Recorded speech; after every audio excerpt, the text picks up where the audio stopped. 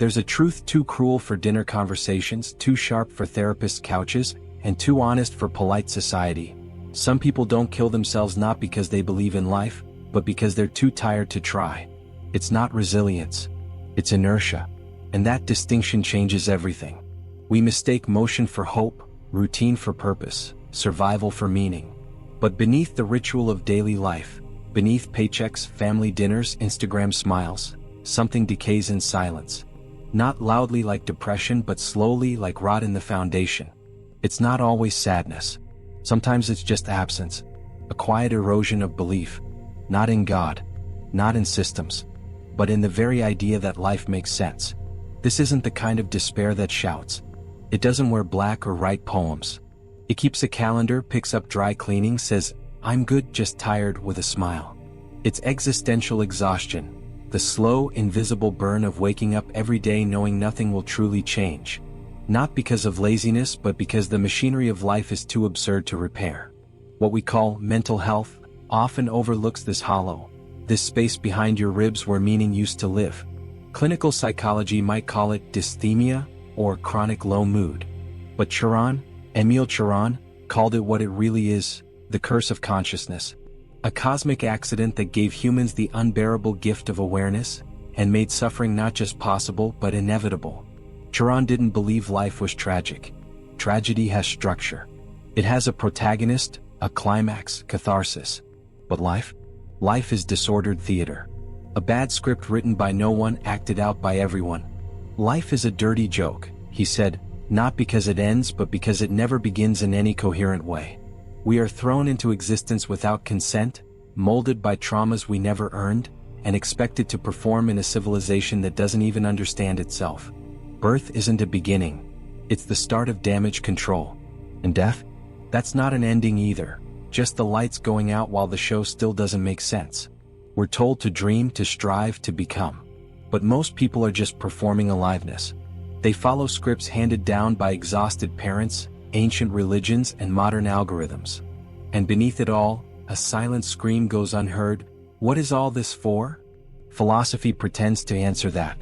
Religion sells comfort. Psychology gives coping tools. But none of them touch the marrow of the question. Cioran did.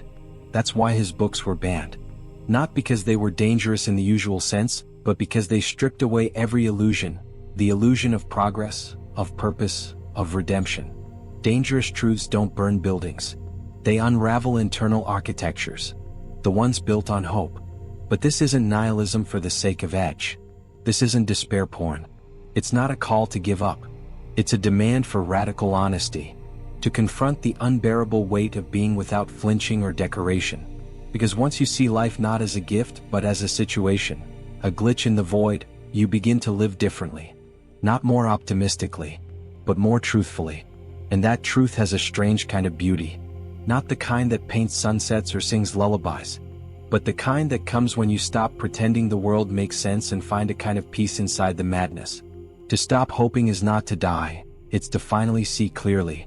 Psychologically, this level of clarity is both devastating and liberating. Viktor Frankl once wrote that man's primary drive is meaning. But what happens when the search itself becomes the prison?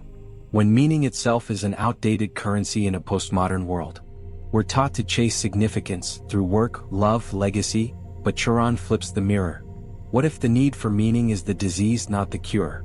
What if the goal isn't transcendence but lucidity, the ability to look life in the eye and say, "I see you for what you are and I choose to stay anyway"?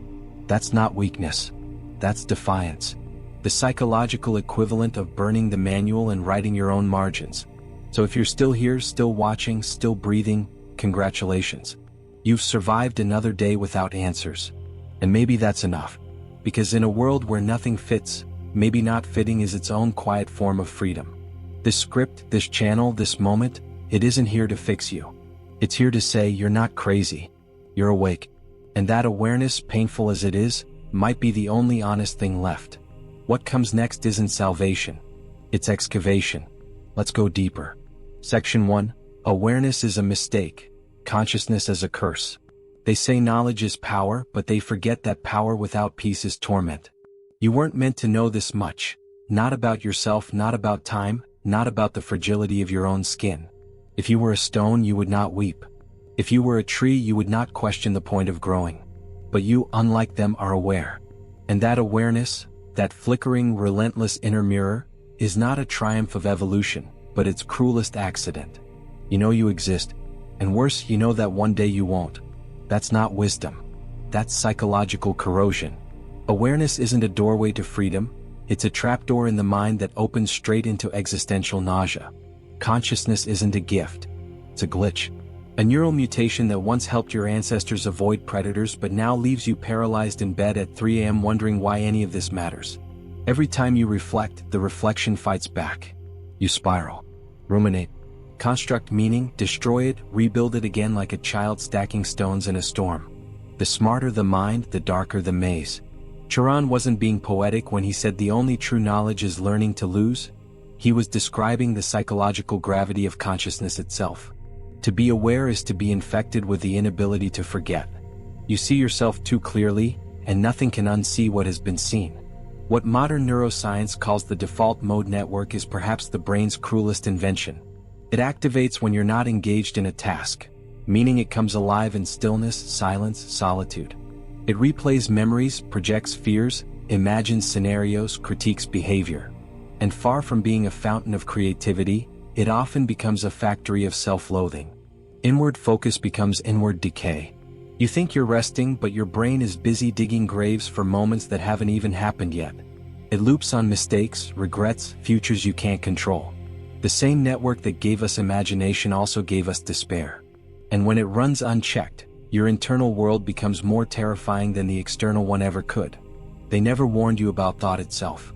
Not the content, the mechanism. Excessive introspection doesn't make you enlightened.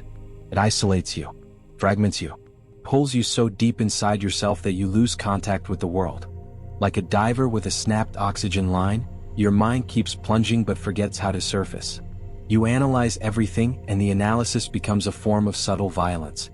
You remember every wrong thing you've ever said. You catalog every perceived failure.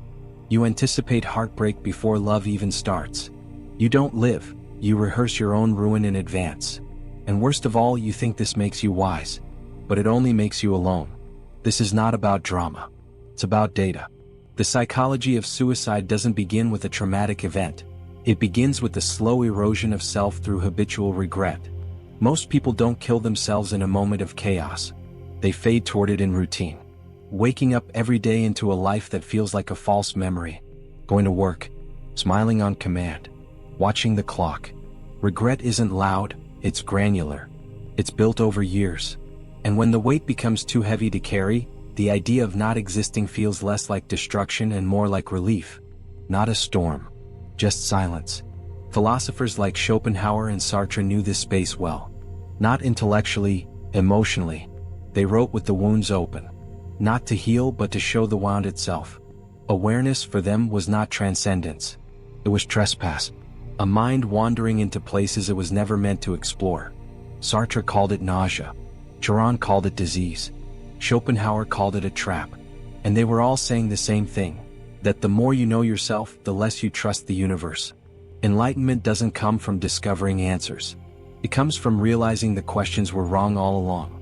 That there is no arc, no justice, no promised land, just neurons firing into the dark. And still you stay. You read, watch, think, endure. What? Maybe not out of hope, but out of momentum. Or maybe something deeper. The awareness that if consciousness is the curse, then lucidity is your only weapon. You don't fight the absurd by pretending it isn't there. You fight by naming it, mapping it, holding it in your hands like a dead thing and saying, "This is mine, and I will carry it until I burn." That isn't weakness. That's sovereignty. In a universe that makes no sense, your despair becomes the last honest thing. And with that honesty, you earn the right to look deeper. Because in the next chapter, we step past theory and enter the battlefield of belief, where truth isn't inherited but replicated. Stay with me. This isn't over. Section 2. Birth is the sentence, the unwanted beginning.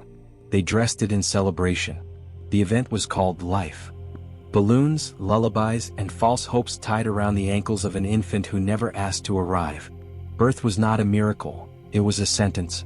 A decree handed down from nowhere, delivering you into a world where your first breath would also be your first trauma. Nobody consented. Not the child, not the consciousness that would eventually wake up and scream from within. It wasn't a welcome. It was a conscription. You were drafted into a war you didn't start, against hunger, against boredom, against time, against yourself. And before you could spell your name, you'd already begun dying. The philosopher Emil Cioran didn't flinch from this truth. For him, birth wasn't a neutral fact, it was a metaphysical betrayal. You weren't offered a contract, you were tossed into the furnace. In his words, it is not worth the bother of killing yourself, since you always kill yourself too late.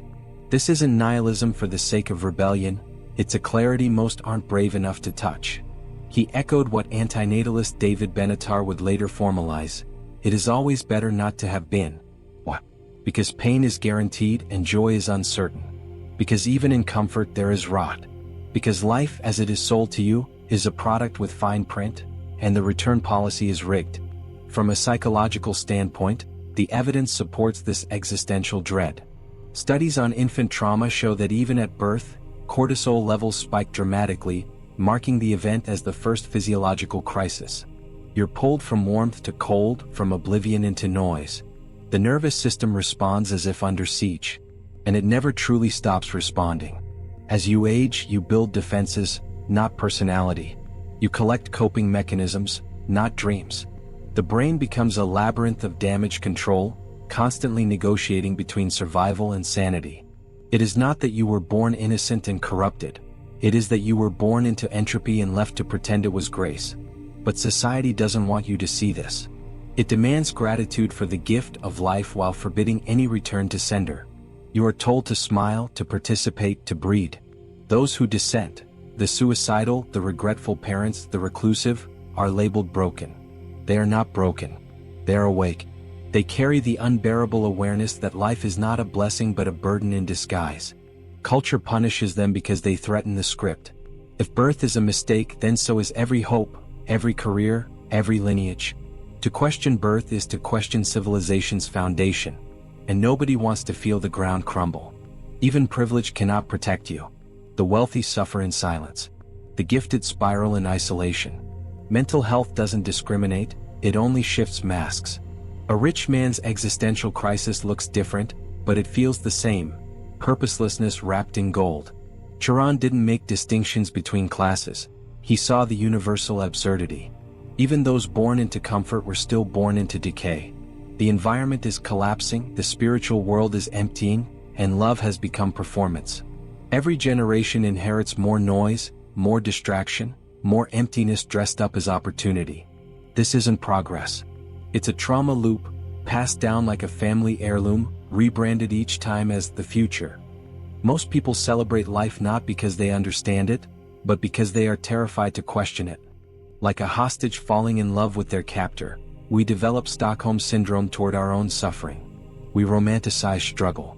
We mythologize meaning.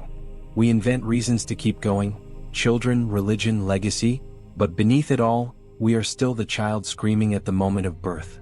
Still confused, still reaching for something that doesn't hurt. In that sense, hope is not a virtue, it's a sedative. A chemical veil stretched over the gaping wound of existence. And when that veil tears, what remains is silence. The kind that doesn't comfort, only confirms. So if birth is the beginning of harm, what does survival mean? Is it strength or simply endurance? Is growing up a form of spiritual erosion?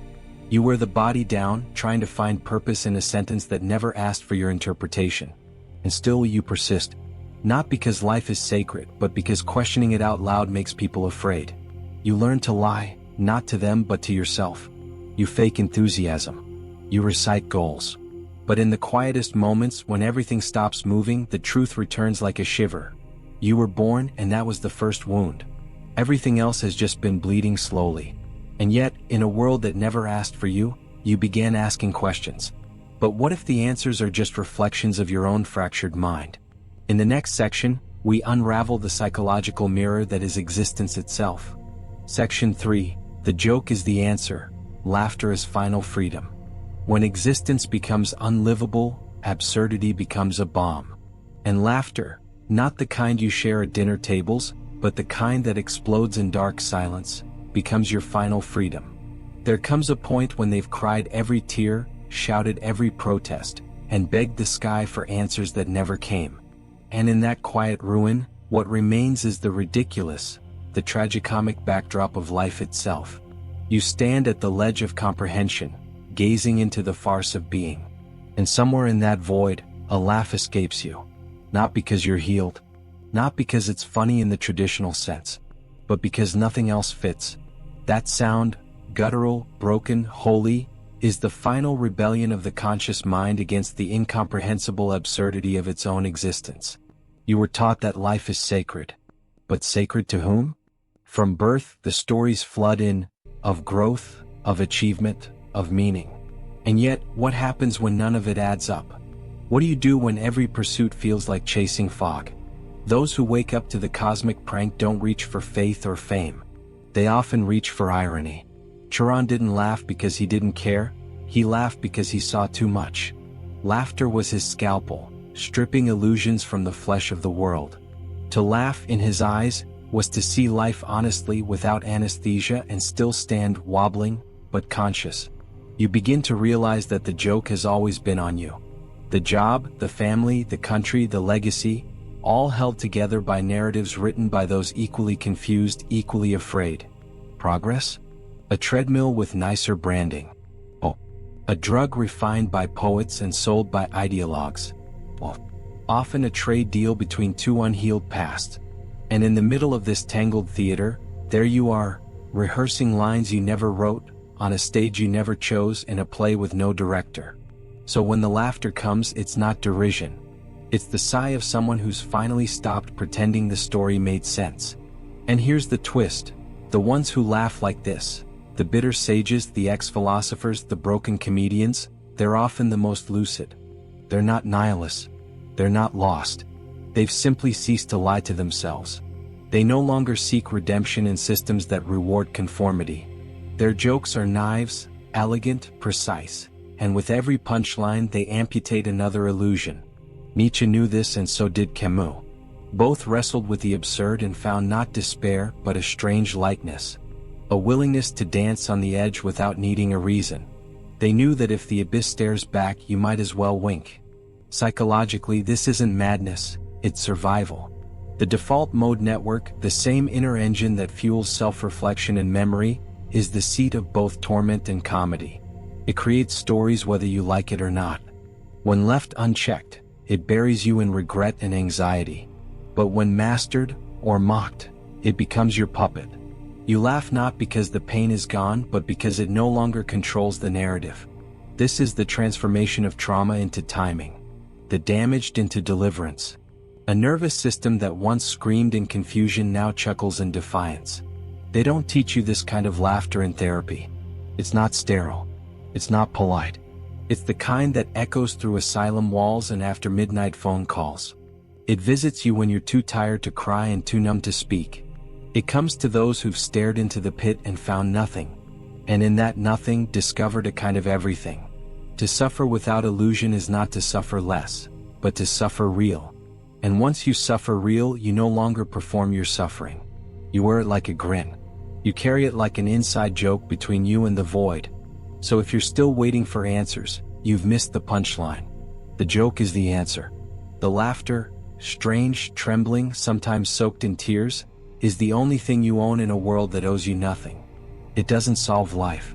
It doesn't even soothe it. But it gives you space, a psychic detachment, where you can breathe. And maybe, just maybe, not take your own suffering too seriously. Because if you're going to drown, you might as well go out laughing.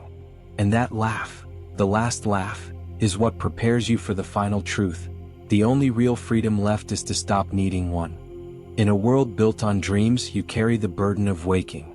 And though that burden is heavy, it is also holy. You may have believed at some point that something was wrong with you, that your inability to feel joy in the trivial, to participate in the noise, or to accept the rituals of the world was a flaw. You were told that the weight you feel is depression, that your restlessness is a symptom to be treated, not a sign to be heeded. But what if the ache you carry is not illness but insight? You are not broken. You are merely alive in a way others are not. And life, when fully seen, without myth, without sugar, without sedation, is brutal. To witness it with eyes wide open is to suffer, yes. But it is also to begin, at last, to truly see. They will tell you to be grateful.